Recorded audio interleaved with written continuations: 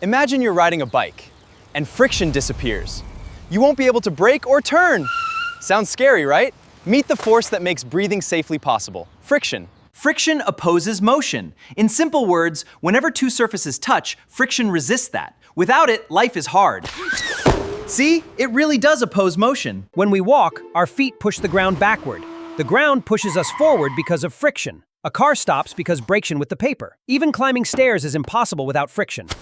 Although surfaces look smooth, under a microscope they contain tiny irregularities called asperities. These microscopic bumps when one surface moves over another, these resistance is called friction. This acts before motion starts. Suppose you're pushing a heavy cupboard. Initially it doesn't move because static friction your applied force. As you push harder, static friction increases. It reaches a maximum value called limiting friction. This is the maximum static friction, just before an object starts moving, where μs is the coefficient and n is the normal reaction.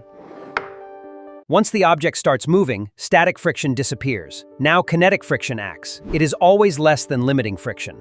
Formula: Fk equals μ is less than mes. When an object rolls instead of sliding. Examples include bicycle wheels and ball bearings. Rolling friction is much smaller than sliding friction. That's why heavy machines use wheels. Friction depends on the nature of surfaces. Rough surfaces produce more friction. This is due to interlocking hills and valleys. Smooth create less friction. Remember this key rule. More weight means larger normal force.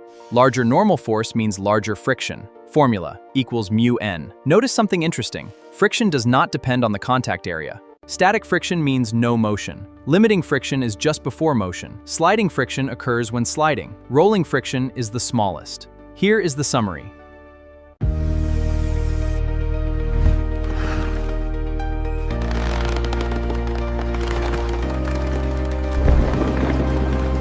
Friction allows us to walk.